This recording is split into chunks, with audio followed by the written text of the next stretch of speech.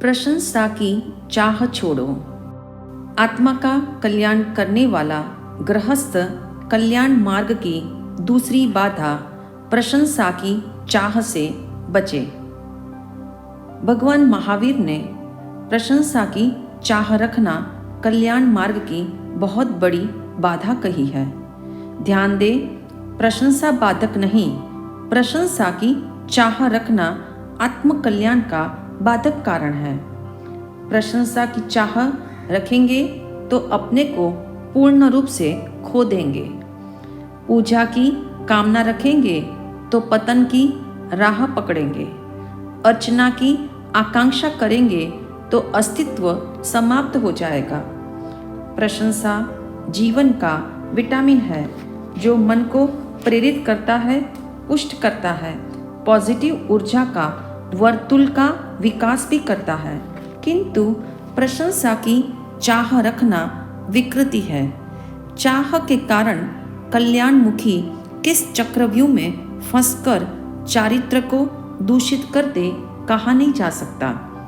इसीलिए प्रशंसा तो प्रेरणा है, पॉजिटिविटी है, प्रोत्साहन है जो सबका मनोबल बढ़ाती है। इसी उद्देश्य से सर्टिफिकेट, मेडल्स, प्रशस्ति पत्र आदि उपहार का प्रचलन हुआ है। किंतु प्रशंसा की चाह में प्रेरणा नहीं, प्रलोभन है। ये प्रलोभन उसके लिए एक दिन प्रताड़ना सिद्ध होता है।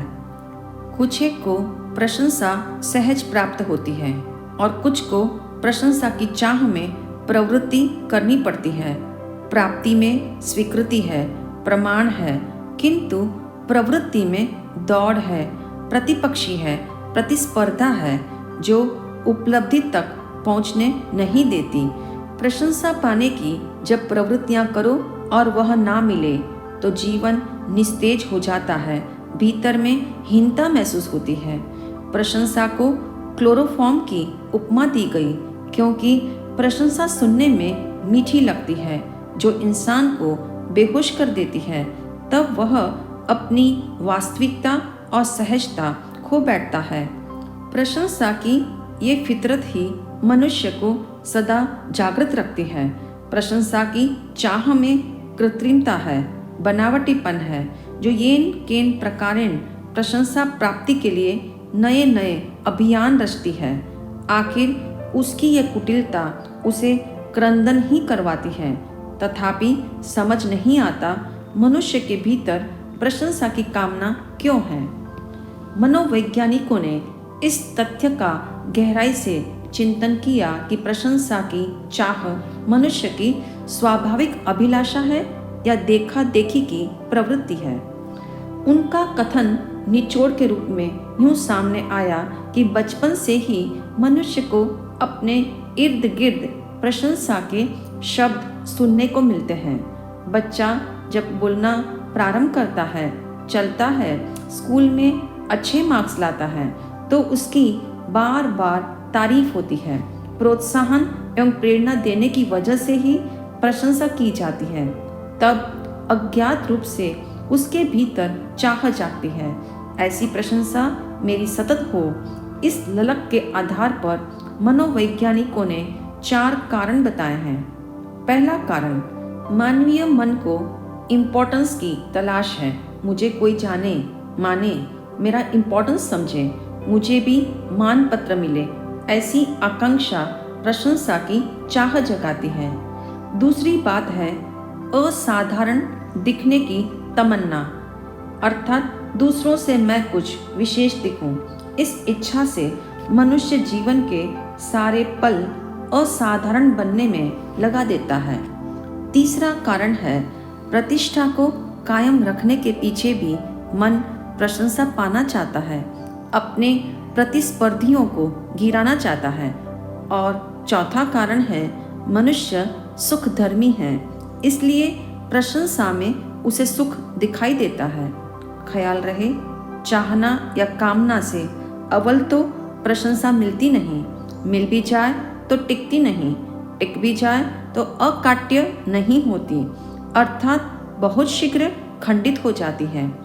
इसीलिए प्रशंसा शब्द का रिश्ता मिलना एवं करना शब्द के साथ तो अच्छा है, किंतु कामना के संग वह कल्याण की बाधा बनता है। गहराई से निरीक्षण किया जाए तो प्रायः लोगों की दौड़ प्रशंसा पाने की लालसा से है। हर कोई प्रशंसा को बटोरने में लगा है, अपने नंबर बढ़ाने में लगा है, कभी बलपूर्वक तो कभी छलपूर्वक, कभी आवेश से तो कभी आत्मीयता के प्रयोग से। हर कोई प्रशंसा को इकट्ठा करना चाहता है। इंसान ये बिल्कुल भूल गया है कि प्रशंसा का इत्र उसी के आसपास होता है जिसके जीवन में सद्गुण एवं सत्कर्म का सुंदर लिबास हो। प्रतिष्ठा बटोरने की रेस में मनुष्य अपना सुख, संपत्ति एवं धर्म को भी दांव पर लगाने को तैयार है। कहना होगा, प्रशंसा की चाह ने आज मनुष्य को डिप्रेशन और अग्रेशन की स्थिति में ला दिया है। इसीलिए जीवन के मुख्य लक्ष्य से भटकना नेचुरल है। यूं लोग आत्म प्रवंचना में लगे हैं। मैंने ये किया, मैंने वह किया, ऐसा कहकर वे दूसरों से प्रशंसा पाना चाहते हैं। कई तो ऐसे भी हैं जिन्होंने किसी का भला नहीं किया फिर भी दम भरते हैं। अतः प्रशंसा के साथ पाना, चाहना और कामना का मैच कभी मत बिठाना। दूसरों के सद्विचार, सद्गुण एवं सत्कार्य की जितनी अधिक प्रशंसा करेंगे उतना ही जीवन शुद्ध होगा, वातावरण पवित्र होगा।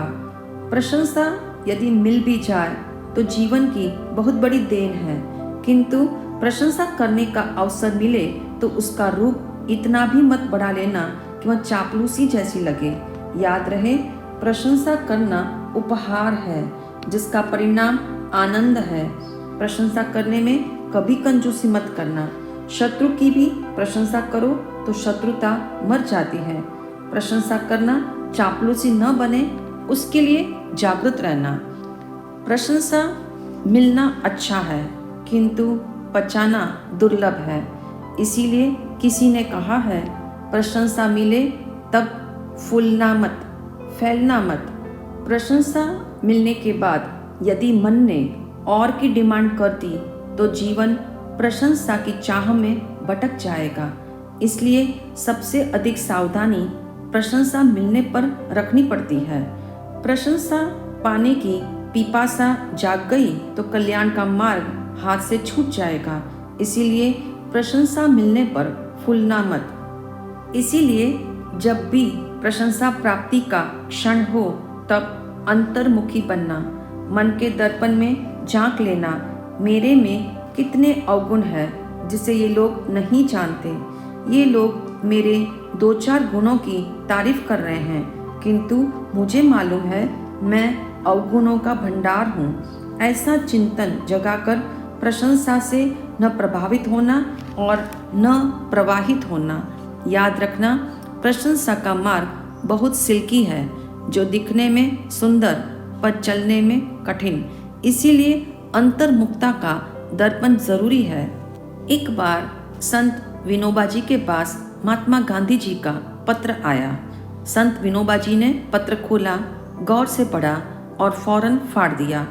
ऐसी अजीब प्रक्रिया देख सामने बैठे महानुभाव के भीतर प्रश्न जागा, ऐसा गांधी जी ने क्या लिखा होगा जो विनोबा जी ने पढ़ते ही उसे फाड़कर डस्टबिन में डाल दिया।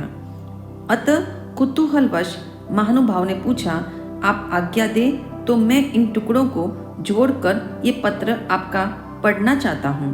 पढ़ने के बाद महानुभाव ने साआश्चर्य कहा, ये तो प्रशस्ति पत्र है, इसे संजोकर फाइल में रखना चाहिए था। महात्मा गांधी जी जैसे महान व्यक्तित्व ने इसमें कितनी बड़ी बात लिखी है कि आपकी तरह मैंने दूसरी आत्मा नहीं देखी।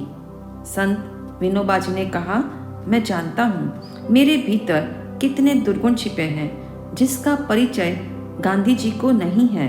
वे गुणग्राही है, इसलिए उन्होंने मेरे गुणों को देखा। इन गुणों के तले छिपे हुए मेरे अवगुणों को मैं ही सिर्फ जानता हूँ। इसीलिए मुझे इस पत्र से संकेत मिला कि मैं इन दुर्गुणों को भी दूर करूं।